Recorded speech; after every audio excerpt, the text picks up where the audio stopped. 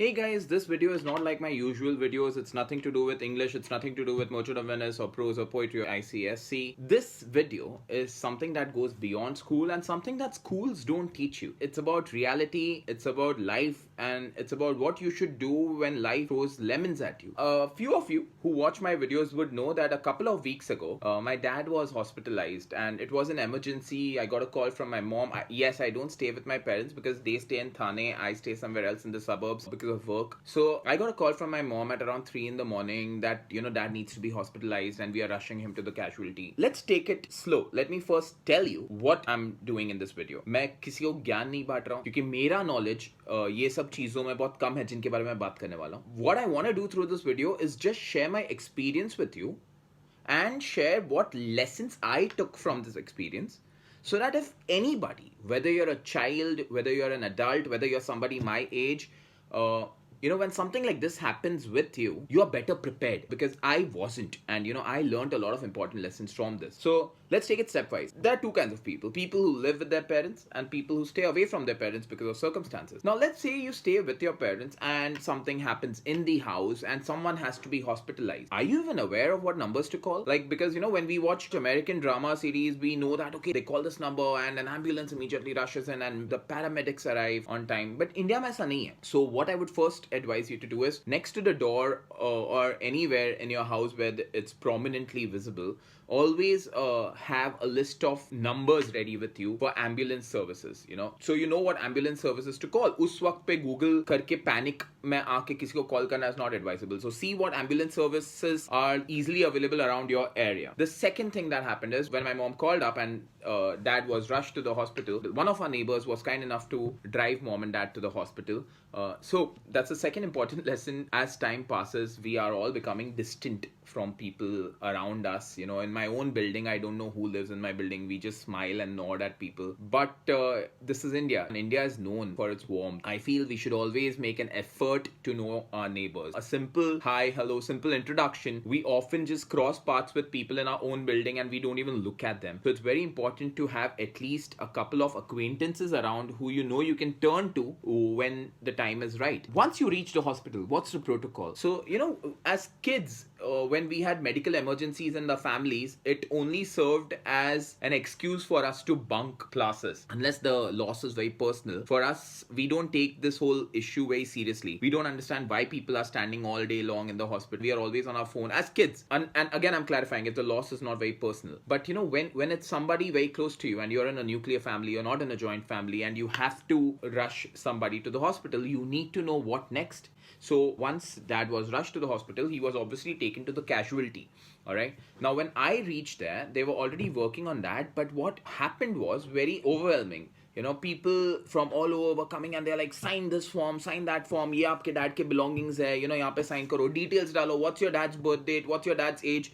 And that's another thing. Now, call me stupid, but I really, really don't know my dad's birth year. Okay, I know his age. I don't remember birth dates properly, So you need to have these details with you handy, Make a note in your phone. I think everybody has notes, whether you're an iPhone user or an Android user, you can have this whole system of notes. So include your parents' details in that, because when you're filling the form, you need to put in these details. Medical history of your parents is a must know. You should know whether he's had any surgeries before. Does he have any allergies? Is he on any meds? Because these are things that they make you sign on the form.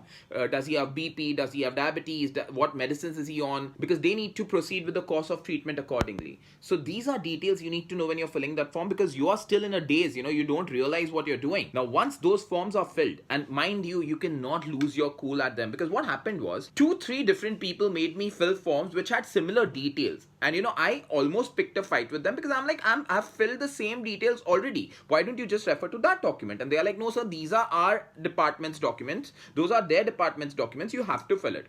Now, at that moment, you obviously tend to lose your cool, but you need to realize these are just people doing their job. They are working in an institute which has set the rules. So it's not their problem. You picking a fight with them is only going to waste time and going to spoil the energy over there. Don't do that. Understand that they are also someone doing their job. You need to be nice with them. The next thing, all of us need to have at least 1 lakh rupees at our disposal. Okay? I'm talking about a credit card, I'm talking about a debit card, no matter what it is, in your savings, you do need to have at least 1 lakh. Now, again, I'm telling you, it's not a privilege. There are a lot of people who can't afford 1 lakh. Now, I honestly don't know what happens to them. Do hospitals turn them away? Or maybe that's why they go to government hospitals. And that's a different story altogether, why we never prefer going to government hospitals. So let's say you are in a decent hospital. In any decent hospital, 1 lakh is the deposit that you need to make before they can proceed with any treatment with your parents or with your relative. So now at that moment, I suddenly started thinking, I'd just gone shopping the previous day. So obviously in my head, I'm thinking, do I have a credit limit of 1 lakh? I mean, I've already used my credit limit. What if I don't have 1 lakh in my deposits right now, in my cards right now? Oh, I left the house in a hurry. I don't even have that kind of cash. What do we do at that moment? Luckily for these situations, my dad has always been prepared, and he has a card in which he never swipes this card, and the credit limit of that card is 1 lakh. I'm gonna pause here and say that if anybody here at this point is thinking, sir, what about insurance? There's something called medical insurance, right? Yes, but none of these insurances work at odd hours. The person who's taking the deposit, he told me that whatever insurance you want to apply for, our department, there's a hospital, there's a TPA department. I don't know what the full form is. So TPA department, they will come in the morning, and only then you can apply. Right now, you have to make the deposit. So whether your policy is cashless or whether it's not, you have to deposit 1 lakh. So that's one thing you need to remember. Always keep at least one card which has that limit of 1 lakh, which is for these emergencies, which I hope nobody ever faces. All of that is done.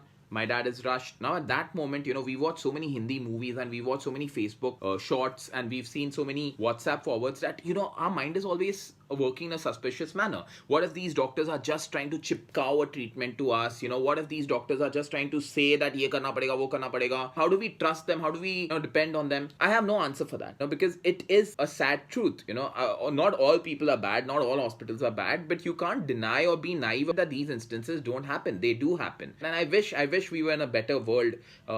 But there's absolutely nothing you can do about it. At that moment, you have to have full faith in what that other person is saying, and you can only pray and hope that this person is an honest guy. So my dad was rushed to the ICU that night. So I said, do whatever you need to do. It's important. So obviously everybody will say that because you're scared. Next morning, when things, I don't want to talk about how the night was, whatever, but the first night's bill was 43,000. That was casualty plus ICU. 43 is a huge amount. Maybe you're very rich, maybe you have a lot of money, but for anybody who's an ordinary man, 43 is a huge amount for first day's bill, and you don't even know how long they are going to keep dad at the hospital. On one hand, you are tensed about his treatment. On the other hand, you also have to have the responsibility to get the process of insurance started. I'm 34 and I'm still not aware of how this whole insurance thing works. Last year, my mom was admitted for a surgery, and that time I learned this whole thing about insurance policies. So I knew this time that my dad has a policy of a particular company of an XYZ amount, and he had something called a top-up policy from another company. Did you know that two company policies do not work together in one hospital? So, when they tell you that there's a top-up policy, so first of all, if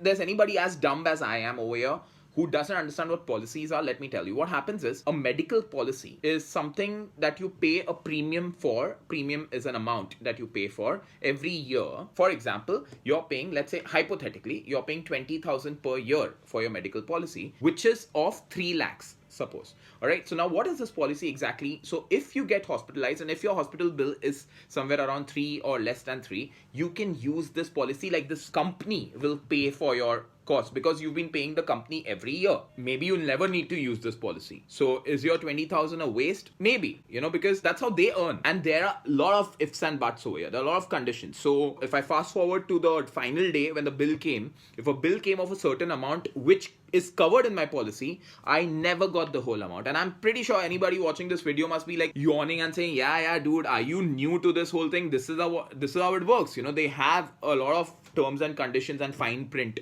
I wasn't aware of it. So let's say the bill is, hypothetically, let's say the bill is of 4 lakhs, and if the policy is of 5 lakhs, you still don't get 4 lakhs, What you get is they just sanction 2 lakhs and then you still have to pay 2 lakhs upar se from your pocket, which is still a great amount because pura 4 lakhs bharne se acha 2 lakhs bharna pada. It's not exactly a win-win situation, but that's how policies work. So you need to know what policies each of your family member has, make sure that you have these things in those notes I'm talking about. Your parents' medical history, your parents' insurance policy details. You need to know what plan they are on. You need to know who their agent is. The agent is very important because the agent can help you out over here. Everything that you need in that form is on these notes of yours, which you'll be making now. So make sure that you have these details. I fill the form, I fill the TPA policy, and then I realize how it works is the hospital keeps adding a bill which they send to this company, the insurance company, and then the company keeps sanctioning a certain amount as per that bill. You can only hope that everything is covered. When you are choosing your policy also, the terms and conditions that are included in the policy, one of these terms is a very stupid one, is that you have to go for the base category room only. Now, everybody watching this video, nobody wants their parent to be in a general ward, because I wouldn't mind if the general wards were kept clean and were nice and, basic amenities are provided. But we all know how general wards in most hospitals are, you wouldn't want to step in over there. There's a higher risk of contracting a disease rather than escaping a disease. So obviously you're going to go for a higher category room. And the minute you go for a higher category room, your charges are not covered in the policy. And the medicines are expensive. Also, there's no certainty. You don't know what's happening behind those doors. So like I said, you can only trust someone. Now, here's another advice. Be friends with a doctor, okay? Because a couple of my best friends are doctors. So that really helped because, they placed calls with the hospital. And then the hospital knows that, oh, okay, these guys are, inke upar inka haath hai. Something like that, okay? We can't mess around with these guys. I'm not saying you get a discount. I'm not saying you get anything else. What you do get is a proper advice. What you do get is the assurance that they are not misleading you with anything. This conversation has no conclusion, it's just nothing can prepare you for these situations. This video cannot prepare you for what's going to hit you when this situation arises. But I hope that the details I've included in this video help you to some extent. It helps you to be alert. It helps you to not panic at that moment because you have to be the man or the woman of the house and you have to be responsible. So yeah, that was the whole point of the video. Unlike my other videos, this one has no end because I honestly don't know how to conclude it. There's no conclusion. I just wanted to give you guys information about what needs to be done. I'll summarize it once again for you. Always have ambulance details. Always shortlist a few hospitals around your house. Always be good to your neighbors. Always ensure that you have 1 lakh kept safely to be used as a deposit in these cases. Always be aware of the medical insurance policies and terms and conditions and the agent's number. So these details will help you to face this situation better. I'm so sorry if this video was boring and not up to the mark. If you feel this was useful, like, share, subscribe maybe. And if you didn't like it, I'm so sorry I wasted it. I hope you are safe and I hope nothing of this sort ever happens to you or any of the family members and you guys always stay in good health. Take care.